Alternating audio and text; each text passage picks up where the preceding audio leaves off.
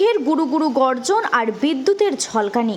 মাঝে মধ্যে ঝিরিঝিরি বৃষ্টি হলেও আবহাওয়া দপ্তরের পক্ষ থেকে ভারী বৃষ্টির পূর্বাভাস দেওয়া হলেও এখনও পর্যন্ত পর্যাপ্ত বৃষ্টির দেখা নেই জলপাইগুড়িতে, যে কারণে আমন ধানের চাষে সমস্যা।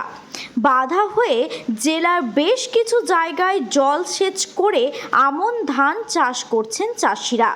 এখনো পর্যন্ত জেলার একটা বৃহৎ অংশের জমিতে জলের অভাবে আমন ধান লাগানো সম্ভব হয়নি, তাই ভারী বৃষ্টির অপেক্ষায় রয়েছেন জেলার কৃষকেরা।